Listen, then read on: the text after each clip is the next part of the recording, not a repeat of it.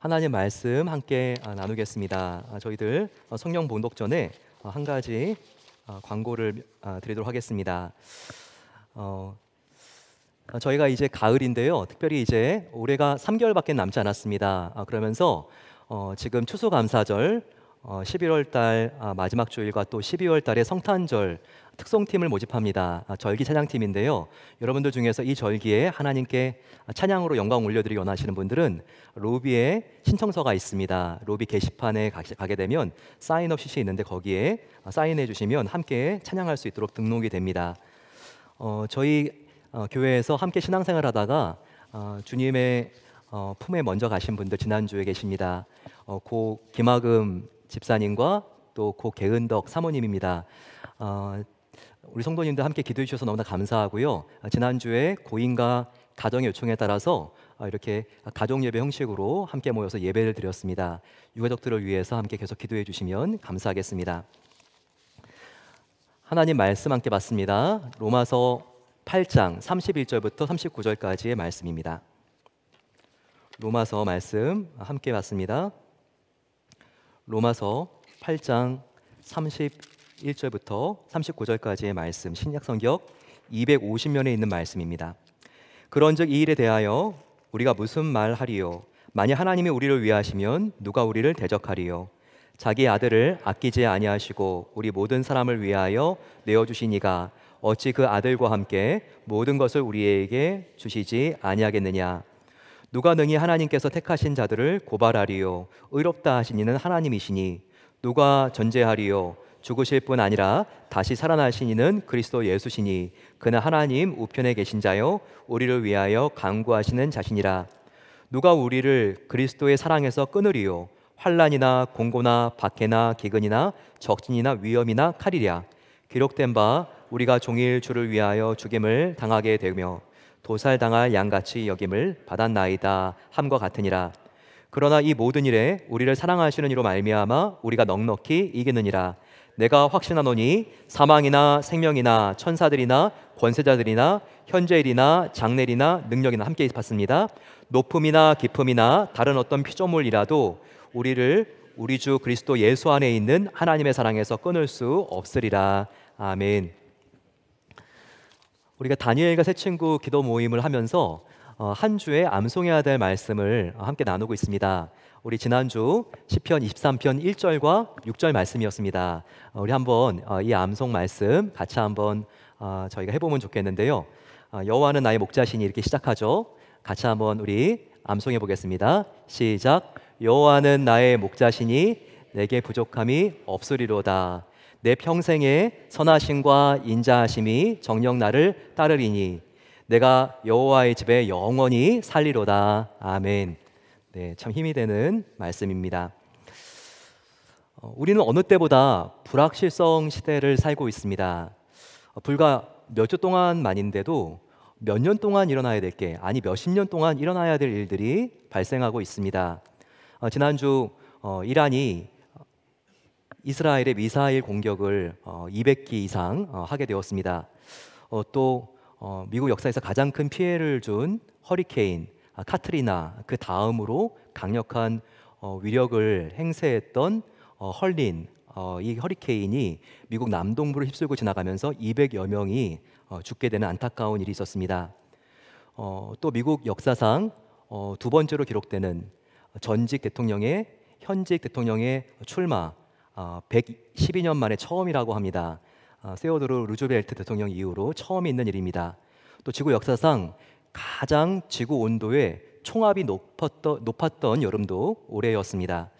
이렇게 역대급이라고 하는 말은 정말 있을까 없을까 할 만한, 정말 세계적으로 유례가 없는 이라고 하는 뜻인데, 이 역대급이라고 하는 수식어가 매번 사건 때마다 지금 붙고 있습니다. 그래서 아무리 역대급 해도 너무나 이 단어는 식상한 단어가 되고 말았습니다.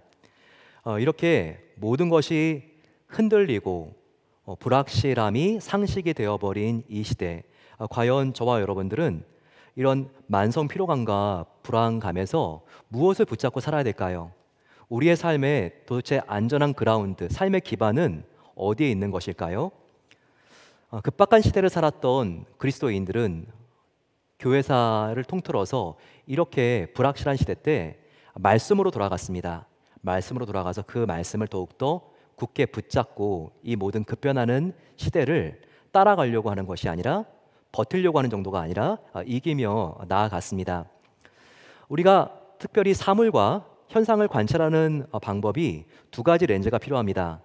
하나는 넓게 보는 와이드 렌즈를 켜서 저희들이 넓게 보는 시각이 필요하고, 또 하나는 깊이, 딥하게 보는 시각이 필요합니다.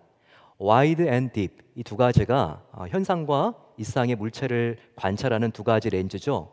성경을 우리가 배울 때도 마찬가지입니다. 통독과 같이 성경의 흐름을 읽으면서 우리가 이 성경을 배우는 통독과 우리가 한 장, 한 절, 한 단어로 깊이 들어가는 딥한 정독이 함께 필요한 것입니다. 특별히 교회사를 봤을 때 3세기, 4세기 이 초대교회 중에서 후반기에 해당하는 경우에는요, 이 로마가 기독교를 국교로 받아들이면서 오히려 세속화의 물결이 굉장히 이 유럽, 로마 제국 전체에 쏟아져 들어왔습니다.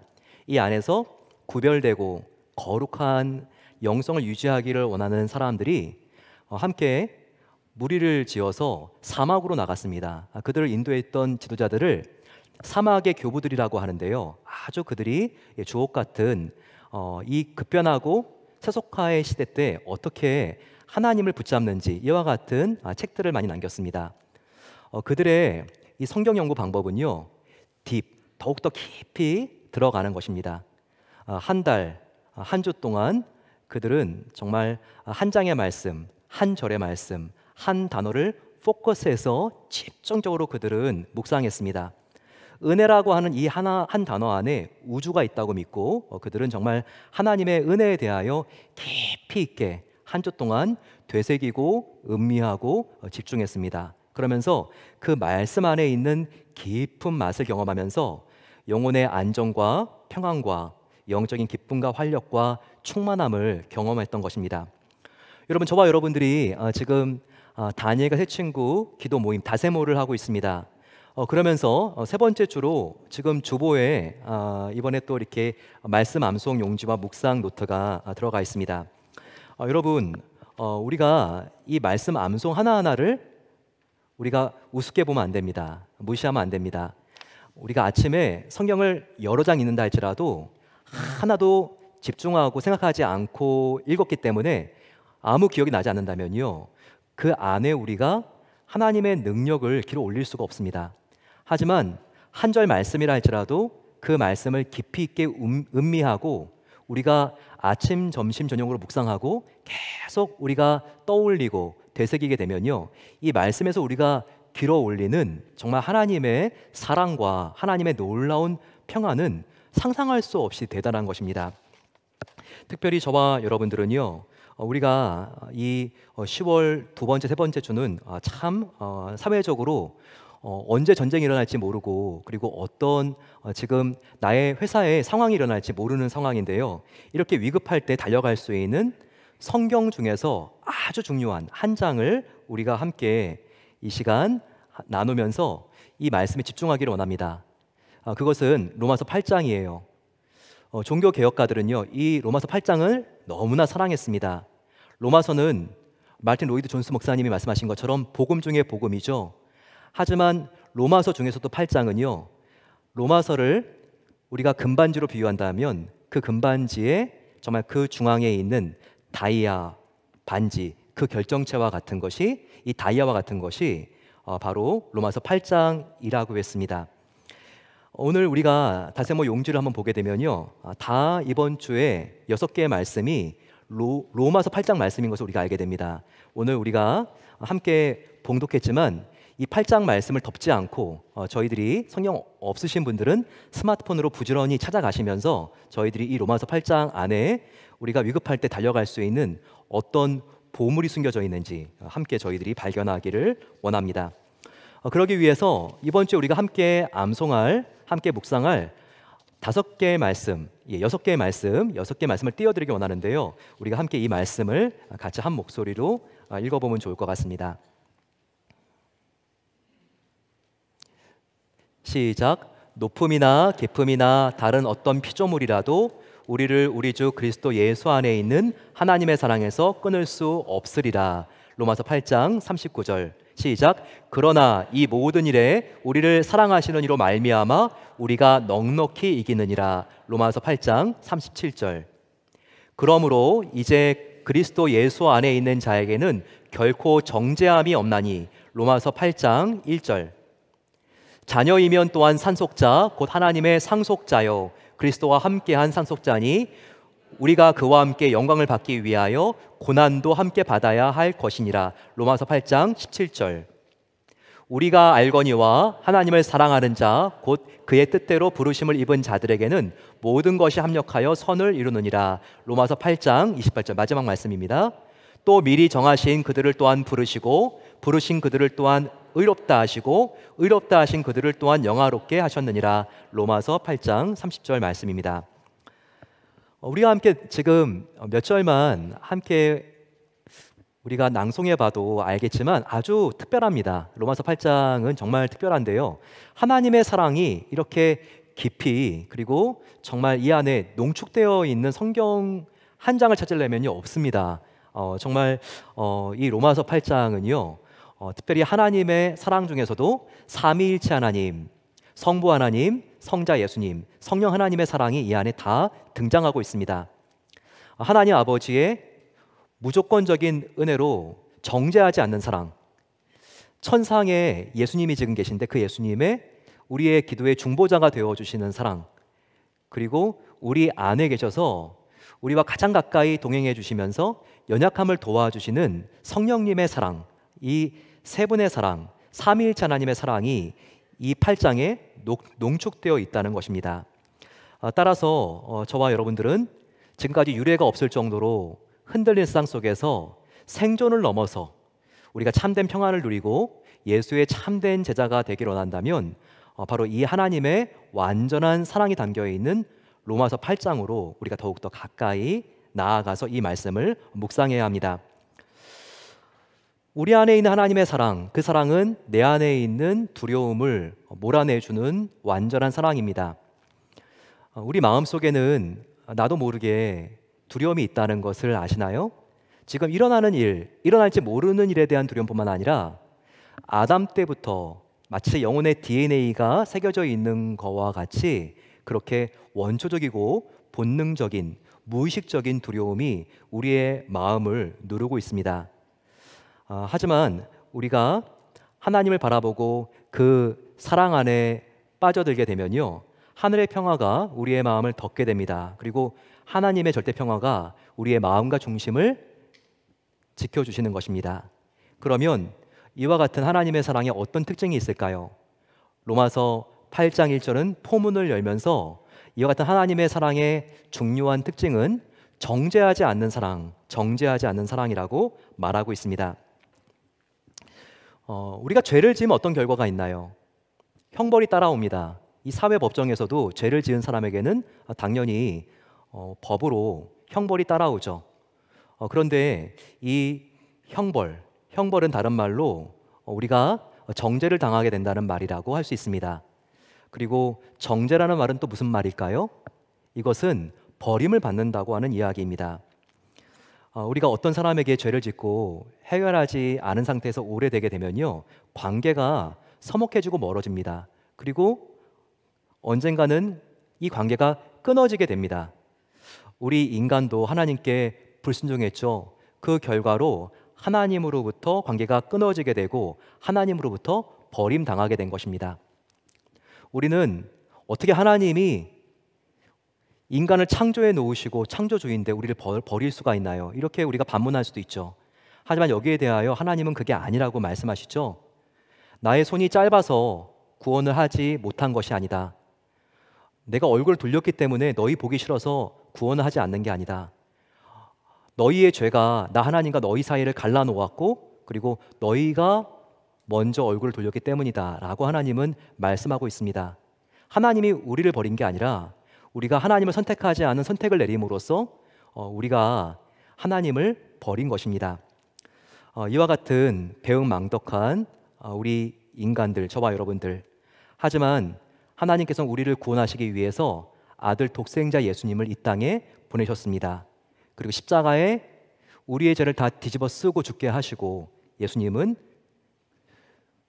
죄로부터 정말 예수님은 하나님의 정말 모든 인간의 증오를 다 해결해 놓으신 다음에 부활하시고 그리고 다시 살아나신 것이죠. 이 예수님을 영접하면 우리가 하나님의 아들로 믿고 우리가 그분을 영접하게 된다면 저와 여러분들은 하나님으로부터 절대로 버림당하지 않습니다. 왜냐하면 저와 여러분들의 신분이 변화됐기 때문이에요.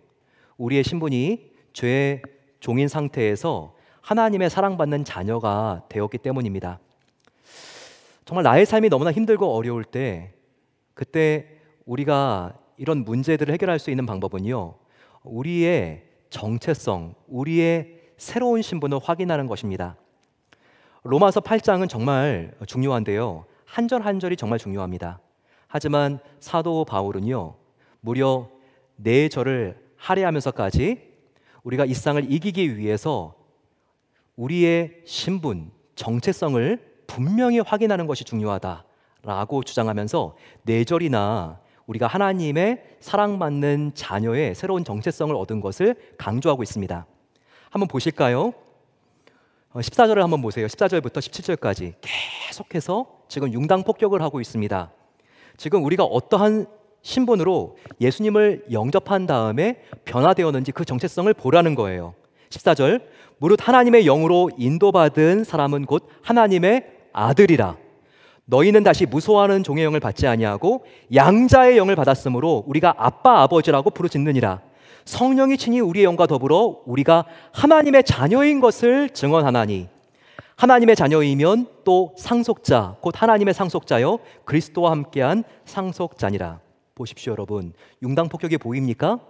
14절부터 17절까지 계속해서 4번이나 우리가 하나님의 사랑받는 자녀가 되었다, 이것을 강조하고 있습니다. 저를 한번 따라해 주시겠어요? 나는 하나님의 사랑받는 자녀입니다. 이게 새로운 정체성이라는 거예요. 예수님을 우리가 알지 못했을 때, 믿지 않았을 때는요, 죄에 묶여있는 죄의 종이었어요. 하지만 예수님을 우리가 하나님의 아들, 나를 구원해 주신 독생자라고 믿고 구세주라고 영접하는 그 순간 우리의 신분은요, 죄의 종에서 하나님의 사랑받는 자녀로 바뀌었다는 겁니다. 그래서 로마서 8장 1절과 같이 우리에게 정죄함이 없다는 거예요. 우리가 하나님의 자녀이기 때문에 하나님이 우리를 절대 정죄하지 않고, 정죄하는 것은 뭐라고 그랬어요? 버리는 것이라고 했는데 절대 우리를 버리지 않는다는 약속을 하신 것입니다. 가만히 보면요, 저와 여러분들은 굉장히 거절받을 것에 대한 두려움이 있습니다. 정말 이 사람이, 이 직장이 나를 버리면 어떡하나, 여기에 쏟는 스트레스가 말도 못합니다. 하지만 여러분, 사랑에 메마른 배우자는요, 나를 버릴 수도 있어요. 살면서 인정머리가 없는 보스는요, 나를 해고할 수도 있습니다. 나를 버릴 수도 있어요. 하지만 오늘 로마서 8장 말씀은요, 하나님은 우리를 자녀 삼아 주셨기 때문에 절대 하나님은 사랑하는 자녀인 나를 버릴 수 없다, 이 정체성을 꼭 명심하라고 지금 강조하고 있는 거예요. 한번 생각해 보시기 바랍니다. 물에 빠진 2 아이가 있어요. 막 지금 익사 직전이라서 허우적됩니다. 근데 한 아이는요, 가만히 보면 전교 1등이에요. 걔는 너무나 착하고 모든 일에 예절이 바르고 모범생이에요. 근데 또 한 아이는요, 이렇게 극단적일 수가 없는데 정반대입니다. 전교 꼴등, 그리고 얼마나 말썽꾸러기인지 몰라요. 여러분, 누굴 구하시겠어요? 둘 다 구할 겁니다. 근데 한 명을 구해야 된다면 누구를 구하시겠어요? 공부 잘하는 모범생이요? 근데 가만히 보니까요, 공부 잘하는 이 우등생은 내가 모르는, 나와 상관없는 애예요. 근데 막 허우적거리는 얘가 있는데 가만히 보니까 내 아들이에요. 여러분, 누구를 구하시겠어요? 물어볼 것도 없죠. 비록 공부도 못하고 성격이 못되기로 정말 유명한 아이라 할지라도요, 내 아이는 내 아이입니다. 내 아이를 구할 수밖에 없어요. 왜냐고요? 내가 그 아이의 부모이기 때문이죠. 즉 허우적대는 이 아이가요, 사랑하는 내 아들이기 때문이죠. 다른 게 없다는 거예요. 여러분, 저와 여러분들이 이제는 죄의 노예에서 예수님의 보혈의 피로 하나님의 사랑받는 자녀가 되었다는 것은요, 그 뒤에 모든 설명을 다 해줄 수 있습니다. 바로 하나님이 우리를 버릴 수 없는 이유, 우리가 예수님 안에서 신분의 변화가 일어났기 때문이라는 거죠. 저와 여러분들이 예수님을 믿기 때문에 새로운 신분을 얻었기 때문이라는 것입니다. 하나님의 사랑받는 자녀로 우리가 변화되었기 때문에 하나님이 결코 우리를 버릴 수 없다는 거예요. 우리를 정죄할 수가 없다는 거예요. 결코 사도 바울은 그렇기 때문에 저와 여러분들은 절대로 하나님의 완전한 사랑에서 끊어질 수가 없는 존재가 되었다, 이렇게 알려주고 있습니다. 이와 같은 강조와 주장을요, 로마서 후반에 계속해서 하고 있습니다. 한번 여러분 구조를 보세요. 로마서 34절, 바울이 이렇게 말하는 거죠. 누가 우리를 정죄하리요? 이 앞에는 이 말이 생략된 겁니다. 우리가 하나님의 자녀가 되었는데 감히 누가 우리를 정죄하리요? 35절, 우리가 하나님의 자녀가 되었는데 누가 우리를 그리스도 사랑에서 끊으리요? 그럴 수 없다는 거죠. 37절 보게 되면 그렇기 때문에 no, 그러나 이 모든 일에서 우리가 넉넉히 이기느니라, 그가 이렇게 지금 강조하고 역설하고 있는 것입니다. 여러분, 그렇습니다. 여기서 지금 사도 바울은요, 이미 저와 여러분들이 과거, 현재, 미래 모든 일로부터 다 이긴 존재들로 변화가 되었다, 이렇게 말하고 있어요. 특별히 이 모든 일이 어디 있습니까? 우리가 눈을 조금 더 크게 뜨고 보면 35절에 이 모든 일, 고난의 목록들, 리스트들이 있습니다. 보게 되면 우리가 하나님의 자녀가 되었기 때문에 이긴 모든 일, 35절, 환난이나 공고나 박해나 기근이나 적신이나 위험이나 칼이랴. 초대교회 성도들이 세상적으로 가장 두려워했던 고통의 고난의 목록들입니다. 오늘 현대를 살아가는 기독교인들하고는요, 상대가 되지 않아요. 저와 여러분들의 고통이 무엇일까요? 이번 승진 명단에서 누락되는 거, 이번에 내가 정말 지원할 회사, 학교, 내가 여러 연수원들을 넣었는데 내가 정말 바라던 그 학교로 내가 어드미션을 받지 못하는 거, 이것도 참 가슴이 아픈 일이죠. 하지만 초대교회 성도님들은 무엇 때문에 이렇게 힘들었는지 한번 목록을 보시기 바랍니다. 환난이나 공고나 박해나, 이거는요, 예수님을 믿기 때문에 사형을 당하고 화형을 당하는 박해였습니다. 예수님 믿기 때문에, 예수님 안 믿으면 배고플 필요가 없는데 배고픔을 견뎌야 했던 그 고난, 기근이나 적신이나는 뭐예요? 이것은 한자지만 벌거벗겨지는 거예요. 예수를 믿기 때문에 여자든 남자든 다 벌거벗겨서 광장으로, 로마의 거리로 내보내는 거예요. 위험이나 내 목에 칼이 여기까지 지금 이렇게 예수 믿기 때문에 지금 닥쳐와 있다면 얼마나 긴장이 되겠습니까? 그러나 이 모든 일들, 환난, 공고, 박해, 기근, 적신이나 위험이나 칼이 여기까지 온 죽음의 위협이라 할지라도 이미 우리는 넉넉히 이기느니라. 여러분, 어떻게 그들에게 이와 같은 당당함과 담대함이 생겼을 수가 있을까요? 다른 게 아니에요. 그들은 예수님의 사랑 안에 살았던 사람들이기 때문이에요.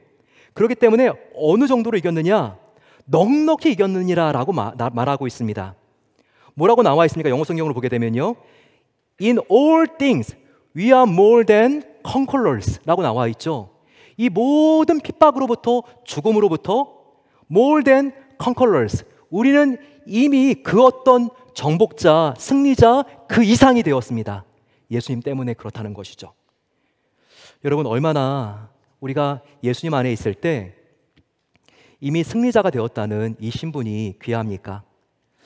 하나님은요, 예수님을 믿고 사랑받는 자녀가 된 저와 여러분들 절대로 버릴 수 없고 절대로 사랑의 끈을 놓지 않습니다. 우리는 이와 같은 하나님의 빛된 자녀의 존재로 변화되었다는 것이죠. 그럼 여러분, 우리가 세상을 무서워하는 게 아니라 세상이 우리를 무서워해야 돼요. 이와 같은 승리하신 주님이 나와 함께 하시기 때문에 우리가 하나님과 함께 이 세상에 대한 자신감과 용기가 있어야 돼요. 그래서 여러분, 출근할 때 항상 마음이 초조금이 되는 게 아니라 우리가 학교에 갈 때, 회사에 갈 때 하나님의 자녀가 나가신다, 길을 비켜라, 이렇게 우리가 나갈 수 있어야 되는 거예요. 이미 예수님의 승리가 저와 여러분들의 승리가 되었기 때문에 그런 것이죠. 여러분, 옆에 있는 분들과 함께, 남자분들은요, 하나님의 아들이 나가신다, 길을 비켜라. 자매님들은 하나님의 딸이 나가신다, 길을 비켜라. 한번 옆에 있는 분들 한번 보시고요, 여러분 이렇게 우리 축복하겠습니다. 당당하게 외쳐보겠습니다. 하나님의 아들이 나가신다, 길을 비켜라. 하나님의 딸이 나가신다, 길을 비켜라. 이 당당함이 필요하다는 거예요. 여러분, 하나님의 자녀가 되었다는 것은 철학이나 관념이 아닙니다. 정말 이런 신분의 변화가 왔기 때문에 하나님이 우리를 절대로 정죄하지 않고 결코 버릴 수 없으신 것입니다. 이런 신분의 변화, 우리가 관념적으로 의식을 했을 때 나의 새로운 정체성을 우리가 마음속에 새겼을 때 힘이 나죠. 하지만 우리가 이 힘이 나의 삶을 움직이게 하기 위해서는요, 정말 우리가 하나님으로부터 권능을 받아야 돼요. 이 권능을 어떻게 받습니까? 이 권능은요, 내가 하나님의 자녀라고 하는 정체성뿐만 아니라 또 한 가지 믿음이 필요한데, 이 믿음은 내 안에 하나님의 영이신, 예수님의 영이신 성령님이 거하시고 그분이 나를 도와주신다. 바로 이 정체성이 우리 안에 있어야 합니다. 성령님은 내 안에 거하시면서 두 가지 힘을 주십니다. 한 가지의 힘은요, 가장 가까운 친구가 되어 주셔서 나에게 능력을 주시고 우리가 앞에 있는 복잡하고 어려운 불확실한 문제를 해결할 수 있는 그런 힘을 주세요. 또 한 가지 성령님이 나에게 주시는 힘은 무엇입니까? 그것은요, 부활 소망과 영생의 기쁨을 내 안에 넘치게 주셔서 두려움 없이 살아갈 수 있도록 도와주는 바로 그 역할을 성령님이 하십니다. 먼저 첫 번째, 가장 가까이에서 성령님이 내 안에 내주하시면서 친구가 되어주신다는 이 힘을 함께 저희들이 배워보겠습니다. 성령님의 별명이요, 보혜사입니다. 보혜사, 이것은 은혜를 주시는 스승이라고 하는 뜻이지만 이것을 헬라어로 우리가 보게 되면요, 페라클레토스라고 우리가 한다는 거 들었죠. 이 페라라고 하는 것은 가까이, 가장 가까이, 클레이토스라고 하는 것은 바로 이것은 헬퍼 혹은 상담자, 친구라고 하는 뜻입니다. 성령님은 누구신가? 바로 이 보혜사라고 하는 말, 페라클레토스라는 말보다 더 정확한 설명이 없죠. 나의 가장 가까운 친구보다 더 가까이 계셔서 나를 진정으로 위로해 주시고 나와 함께 계시고 나의 마음을 정말 이해해 주시고 나에게 힘을 주시는 가장 가까운 다정한 친구가 바로 성령님이시라는 겁니다. 바로 이와 같은 성령님은요, 우리가 실수하고 넘어질 때 결코 정죄하거나 지적하거나 조롱하지 않습니다. 우리가 힘들 때 일상 사람들은 이제 힘도 하나도 없군, 멀리 가지만 성령님은 더 가까이 오시죠. 그래서 나의 손을 붙잡아 주시고 위로해 주시고 함께 가슴 아파하시고 탄식을 하시면서 나를 연약한 부분을 도와주시는 하나님이십니다. 바로 이 말씀이 로마서 8장 26절에 있지 않습니까? 같이 한번 읽어보죠. 시작. 이와 같이 성령도 우리 연약함을 도우시나니 우리는 마땅히 기도할 바를 알지 못하나 오직 성령이 말할 수 없는 탄식으로 우리를 위하여 친히 간구하시니라. 성령님의 두 가지 역할이 있어요. 연약한 우리를 도우시는 역할 보이십니까? 성령도 우리 연약함을 도우시나니. 또 하나 역할은요, 탄식하면서 우리를 위해 주시는 거예요. 탄식으로 우리를 위하여 친히 간구하시느니라. 여기서 우리가 주목해야 될 단어는요, 연약함을 도우시나니라고 하는 이 도우시나니라고 하는 단어입니다. 그냥 헬프라는 단어가 아니고요, 여기에 사용된 원어를 보게 되면 헬라어 원어가 시난틸람바노라고 하는 단어인데요, 이것은 엄마가 아장아장 걷는 아이의 걸음마를 가르치면서 도와주는 바로 그 장면을 우리에게 가르쳐주는 아주 특별한 단어예요. 어린아이가 이제 지금 돌을 좀 넘고 아장아장 이제 일어나서 이제 걸으려고 하는데 그때 여러분 어떻게 합니까? 사랑 많은 부모라면 이 아이가 넘어졌을 때 어떻게 하죠? 너 왜 넘어졌니? 조롱하고 지적하나요? 그렇지 않습니다. 아이 정말 걸음마 가르쳐 보셨습니까? 이 사랑스러운 아이가 조금이라도 기우뚱하고 넘어지면 안 될 것 같아서 정말 두 손을 이렇게 받치면서 대기하면서 가죠. 그리고 이 아이가 넘어졌을 때 어떻게 하죠? 어이쿠 넘어졌구나. 괜찮아 괜찮아. 다시 일어나서 걸어가면 돼. 웃으면서 격려해 줍니다. 이게 정말 사랑 많은 엄마 아빠의 모습이죠. 내가 죄를 지을 때요, 율법과 도덕, 양심이라고 하는 삼총사는요 나를 정말 날카롭게 지적합니다.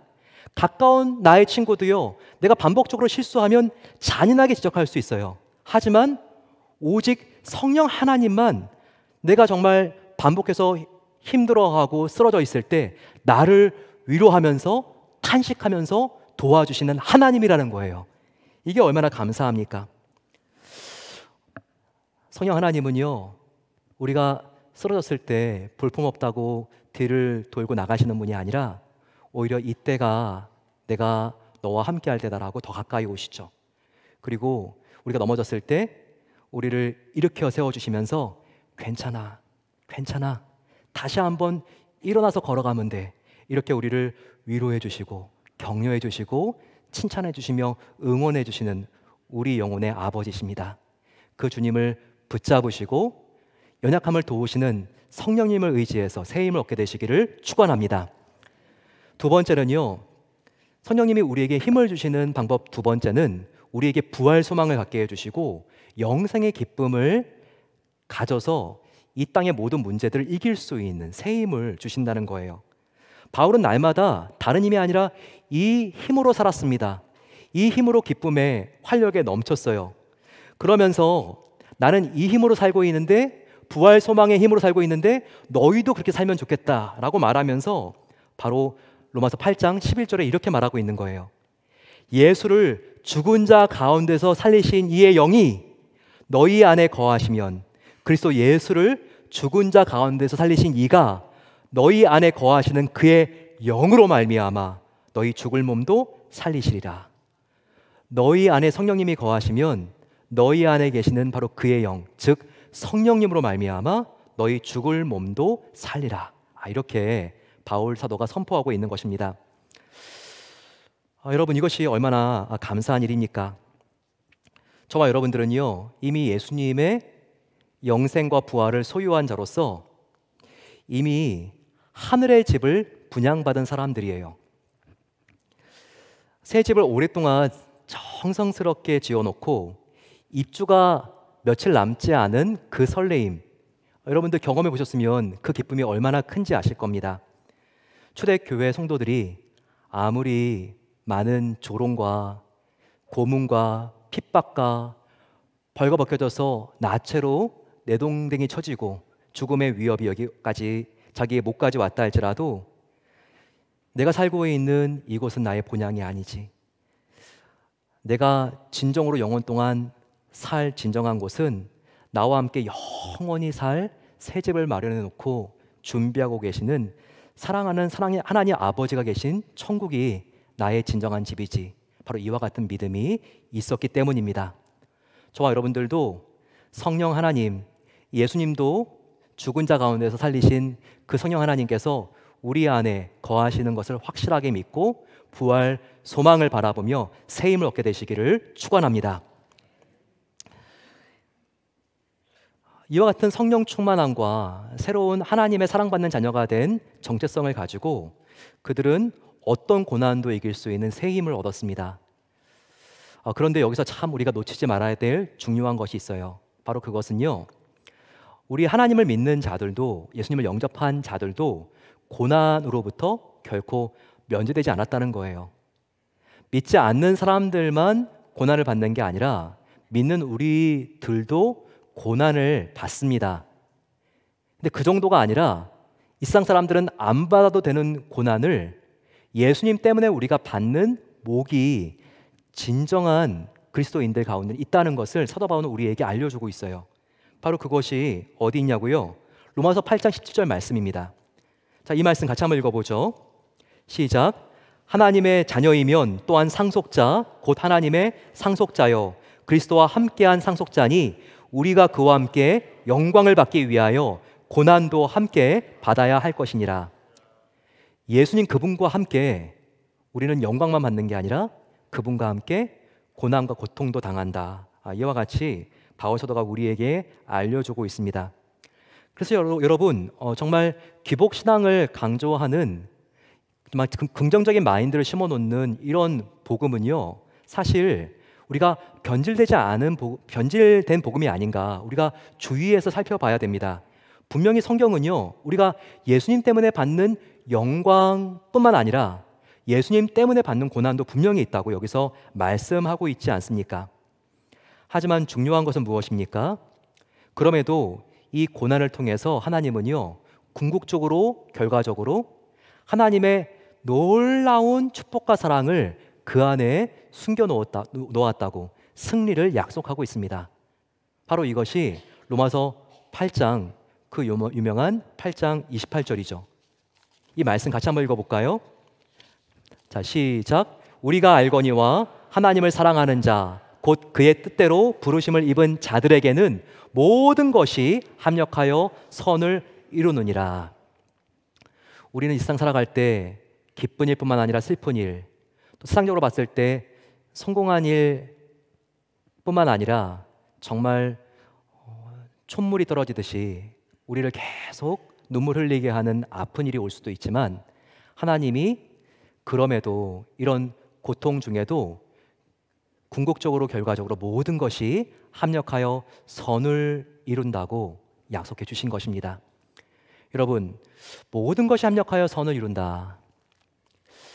이 말을 우리가 잘 이해할 수 있어야 합니다. 영어 성경으로 보게 되면요, All things work together for good 이라고 나와 있습니다. 모든 일들, 기쁜 일, 슬픈 일, 성공한 것 같이 보이는 일, 실패한 일 같이 보이는 일이라 할지라도 모든 것이 all things work together 함께 협동해서 for good 선을 이룬다. 바로 이 말이죠. 근데 이 선이 굿이라고 하는 게 뭘까요? 그냥 일이 잘 풀리고 안 될 일이 되고 이 정도가 for good 이게 선일까요? 그냥 우리가 고사성어로 말한다면 새옹지마 정도를 여기서 선으로 말할까요? 새옹지마 뭡니까? 새, 변방, 옹, 할아버지. 지마는 변방의 할아버지의 말이죠. 할아버지가 살고 있었는데 변방에 말이 한 마리 도망갔습니다. 준마가 도망갔다고 너무나 마을 사람들이 어떻게 이럴 수가 있냐고 위로했죠. 좀 있다가 이 말이 너무나 멋있고 아담한 암말을 데리고 왔죠. 그러니까 훨씬 더 좋은 일이 생긴 겁니다. 그런데 또 어떤 일이 생겼죠? 이 말을 아들이 탄답시고 올라탔는데 잘못 넘어져가지고 다리를 다쳐서 장애인이 됐습니다. 어떻게 이런 일이. 그런데 좀 있다가 엄청난 대전이 중국에서 일어났죠. 그래서 모든 젊은이들이 그 마을에서 징병되어 가는데 이 아들은 다리를 다쳤다고 징병되지 않아서 이 아들만 살아남았습니다. 이게 세옹지마죠. 세옹지마라는 것은 일상에 여러 가지 일이 있지만 뭔가 좀 안 되는 일도 좋은 일이 될 수 있다. 이와 같은 의미인 거죠. 그런데 여러분, 고작 로마서 8장 28절 말씀이 이렇게 세옹지마적인 모든 것이 합력하여 선을 이룬다라고 하는 말이 그 정도일까요? 그렇지 않습니다. 여기서 for good이라고 하는 말은요, 안 될 일도 잘 풀릴 수 있다 그 정도가 아니에요. for good은요, 여기서 예수님의 형상을 닮아간다. 성경에서 말하는 굿은요, 바로 하나님과 더욱더 가까워지고 그분의 아들 예수님의 사랑의 형상, 온유하고 겸손한 형상을 닮아가는 걸 말해요. 우리가 이 땅을 살아갈 때 어려운 일도 있고 힘든 일이 있고 너무나 행복한 순간도 있고 지독하게 고독하고 외로운 순간도 있고 실패하고 넘어질 때도 있고 또 성공할 때도 있지만 하나님은 이 모든 것을 work together 하게 하셔서 궁극적으로 하나님의 사랑하는 아들 예수님을 닮아가는 재료로 선하게 사용하신다. 바로 이것이 합력하여 선을 이룬다라고 하는 그 의미인 것입니다. 그렇게 됐을 때 여러분, 고난조차도 우리가 주님을 닮아가는 통로로 사용하시는 하나님, 우리는요, 고난조차도 그 어떤 어려운 일조차도 하나님의 사랑에서 우리를 결코 끊을 수 없다는 이 세상이 감당할 수 없는 믿음을 갖게 된다는 겁니다. 바로 이것이 우리가 함께 본문에서 읽었던 로마서 8장 39절 이번 주간의 암송 말씀입니다. 높음이나 기쁨이나 같이 한번 우리 이 말씀 같이 한번 우리 힘있게 읽어보겠습니다. 높음이나 기쁨이나 다른 어떤 피조물이라도 우리를 우리 주 그리스도 예수 안에 있는 하나님의 사랑에서 끊을 수 없으리라. 내가 하나님의 사랑받는 자녀가 되었고 내 안에 하나님의 영 성령님이 계시고 나의 고난조차도 하나님께서 하나님의 아들 예수님을 닮아가는 재료로 사용하시기 때문에 그 어떤 고난도, 그 어떤 힘든 사람도, 그 어떤 피조물이라 할지라도 나를 우리 주 예수 그리스도 안에 있는 하나님의 사랑에서 결코 끊을 수 없으리라. 이것이 얼마나 귀한 선포며 외침입니까? 정말 그렇습니다. 너무나 요즘 두렵고 무서운 사람이 있으십니까? 요즘 그 사람의 공갈, 협박, 거짓, 뜬소문 내는 거, 또 누군가가 나를 해고하려고 합니까? 내가 정말 믿었던 나의 직장이요? 건강 악화로 너무나 자신에게도 실망한 분이 계십니까? 불법적인 정부의 박해 때문에 정말 힘들고 어려운 세상이 올 수도 있습니다. 잔인한 전쟁, 이와 같은 높음이나 기쁨이나 하늘보다 더 높은 가장 높은 악한 세력이나 바다보다 더 깊은 가장 깊은 죽음 같은 두려움이라 할지라도 우리를 우리 주 예수 그리스도 안에 있는 하나님의 사랑에서 끊을 수 없다는 것을 지금 바울은 주장하고 있는 거예요. 얼마나 하나님의 이와 같은 사랑의 약속이 위대하고 장엄합니까? 1921년 스웨덴 출신의 선교사 데이빗과 스페이 플러드라고 하는 부부가 있었습니다. 2살짜리 아들과 함께 그들은 하나님께 헌신하고 아프리카 중심부인 콩고로 갔습니다. 벨기에령 콩고라고 불렸던 1920년도에 아주 미개하고 후진 정말 미종족 종족에게 복음을 전하기 위해서 갔어요. 갔더니 자기와 같이 이 종족들을 복음화하기 위한 유럽에서 온 젊은 부부가 와 있었습니다. 그런데 이 4명이 마을에 도착했는데 콩고의 이 부족장이 마을에 복음을 전하기 위해서 이 선교사 2 부부가 들어오는 것을 허락해 주질 않았습니다. 그래서 안타깝게도 그들에게 약 마을로부터 1.5km 떨어진 곳에서 그들이 집을 만들고 거기에 거주하면서 그들이 거기에서 복음 전도 활동을 할 수가 있었습니다. 그 부족장이 교류할 수 있도록 허락해 준 사람은 어린아이 1명이었는데요. 그 아이가 그들에게 음식을 팔러 갈 때 이 아이를 만나는 것이 이 부족을 컨택할 수 있는 유일한 길이었습니다.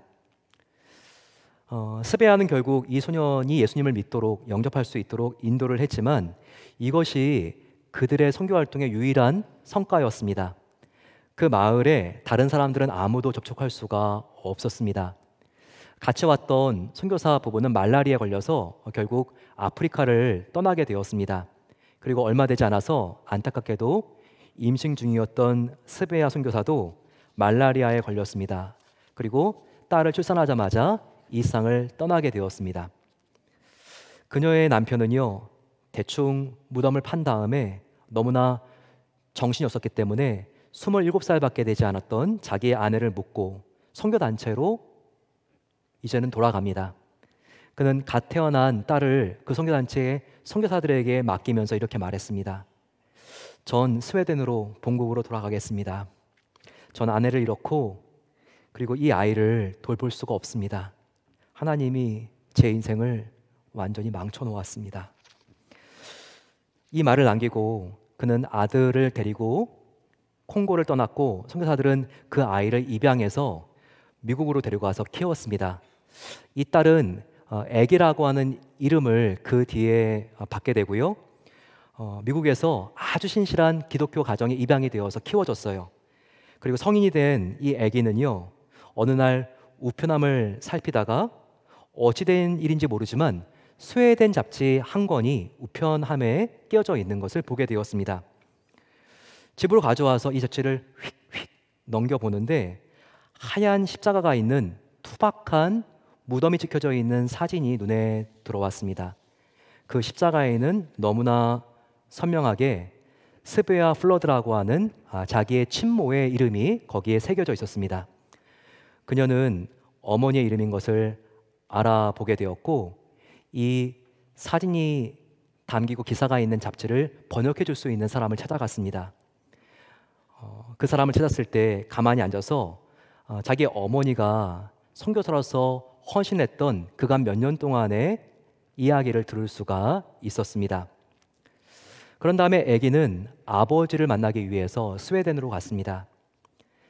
아버지 데이빗은 재혼해서 4명의 배다른 남매를 낳았습니다. 술 때문에 삶이 엉망진창이 되고 말았어요. 이복 형제 자매들에게 정말 이 아기가 가서 서로에게 감동적인 이야기와 만남을 함께 나눈 후에 내가 아버지를 좀 만날 수 있느냐고 이렇게 참 어려운 이야기를 꺼냈습니다. 그랬더니 이 4명의 남매가 서로 간에 머뭇거리면서 눈치를 보고 있다가 이렇게 설명했습니다. 아버지와 얘기를 할 수 있도록 허락할 수는 있어요. 하지만 지금 아버지가 많이 아프세요. 그리고 반드시 꼭 기억해야 될 것은 아버지 앞에서 절대 하나님이라고 하는 말을 꺼내서는 안 돼요. 아버지께서 하나님이라고 하는 말을 들을 때마다 버럭버럭 화를 냅니다. 아기는 담념하지 않았습니다. 그녀는 아버지의 작은 아파트로 들어갔어요. 빈 술병이 사방에 널려 있었습니다. 오래전에 자기를 버린 73세가 된 아버지를 만날 수 있었습니다. 자기를 소개하자, 아빠라고 말을 하자 아버지의 눈에는 눈물이 흘러내렸습니다. 그러면서 정말 너무나 미안하다고 딸에게 거듭거듭 사과를 하기 시작했습니다. 그때 아기는 웃으며 말했어요. 하나님께서 저를 보살펴 주셨어요, 아빠. 괜찮아요, 아빠. 하나님께서 저를 케어해 주셨다니까요. 그 순간 아버지의 표정이 굳어지더니 눈물을 멈추며 말했습니다. 하나님은 우리 모두를 버려버렸어. 우리를 잊어버리셨다고. 아기의 아빠는 자기의 얼굴을 벽으로 확 돌리면서 이렇게 말했습니다. 우리의 삶이 이렇게 된 것은 다 하나님 때문이야. 하나님이 우리 가족의 삶을 다 망가뜨렸다고. 그때 아기가 말했습니다. 아빠에게 꼭 드릴 말씀이 있어요. 실화예요. 저도 잡지에서 이것을 읽었어요. 아빠와 엄마가 하나님께 인도했던 그 어린 소년이 자라서 마을 전체를 예수님께 인도했어요. 아빠가 뿌린 씨앗이 계속 자라고 또 자랐던 거예요. 아빠가 하나님의 부르심에 충성되게 따랐기 때문에 지금은 600명이 넘는 그 마을 사람들이 하나님을 예배하고 섬기고 있어요. 아빠가 아프리카에 온 것은 결코 헛된 일이 아니었어요. 엄마의 죽음도 헛된 게 아니었어요. 아빠, 예수님은 아버지를 사랑하세요. 영원히 사랑하신다고요. 한 번도 아빠를 미워하신 적이 없어요. 아기 아빠 데이빗은 너무나 놀란 나머지 하지만 그의 눈에는 눈가에 눈물이 떨어지고 있었습니다. 그로부터 몇 주 뒤에 아기의 아버지였던 데이빗 선교사는 죽음의 문을 지나서 하늘에 계신 아버지와 함께 살 영원한 집에 입성하게 되었습니다. 우리가 살면서 신실한 믿음의 사람들도 이해할 수 없는 고난이 일어납니다. 하지만 분명히 우리가 이 말씀을 기억해야 됩니다. 우리가 알거니와 하나님을 사랑하는 자, 곧 그의 뜻대로 부르심을 입은 자들에게는 모든 것이 합력하여 선을 이루느니라. 사랑하는 성도 여러분, 가장 고통받고 있는 나의 인생을 이해할 수 없는 이 순간에도요, 하나님께서는 고난을 통해서 당신의 하나밖에 없는 아들 예수 그리스도를 닮아가는 성도들에게 선한 일을 이루고 계십니다. 또한 그들을 통해서 하나님의 나라를 이 땅 가운데 확산시키시는 놀라운 선을 이루고 계십니다. 이해할 수 없는 시련을 통해서 하나님께서는 당신의 하나밖에 없는 귀한 아들 예수 그리스도를 따르는 자녀들인 저와 여러분들이 예수님의 사랑에 겸손하고 온유한 형상을 본받도록 선한 일을 이루고 계신 것입니다. 따라서 여러분, 우리가 당장 앞에 보이는 일로 하나님을 단정 지으면 안 됩니다. 그분은 지금도 우리를 위하여 일하시는, 하나밖에 없는 자녀를 우리를 위하여 십자가에 못 박으시고 눈물 흘리시고 그를 부활시키신 영원한 사랑에 전능하신 하나님이신 것입니다. 그렇다면 하나님께서 아기의 아버지도 다시 돌아오게 하신 것처럼 우리도 이 말씀을 믿어야 합니다. 우리는 결코 그리스도 예수 안에 있는 하나님의 사랑에서 나는 절대로 결코 끊어질 수 없는 자들이라는 것을 믿어야 합니다. 이것은 다윗이 고백한 시편 23편이라면 이와 같은 고백일 수 있습니다. 나의 평생에 주의 선하심과 인자하심이 나를 따르리니 내가 여호와의 집에 영원히 살리로다. 나의 삶에는 부족함이 없습니다. 내 잔이 넘치나이다. 함께 기도하겠습니다. 사랑의 아버지 하나님, 이해할 수 없고 어떻게 정말 이렇게 힘들고 감당할 수 없는 일이 나의 삶에 일어났을까? 정말 우리가 허우적대고 우리가 너무나 절망하는 순간이 있습니다. 하지만 주님, 이럴 때 우리가 바알소다가 우리가 배우기를 원하는 바른 정체성을 우리 마음속에, 영혼 속에 새겨 넣기를 원합니다. 우리는 하나님의 사랑받는 자녀입니다. 그래서 결코 하나님의 사랑받는 자녀가 된 나는 정죄받지 않습니다. 또 하나님의 자녀가 되었기 때문에 하나님의 영 성령님이 내 안에 거하시며 연약함을 도와주십니다. 나는 하나님의 자녀가 되었기 때문에 완전한 하나님의 사랑에서 결코 끊어질 수 없는 존재가 되었습니다.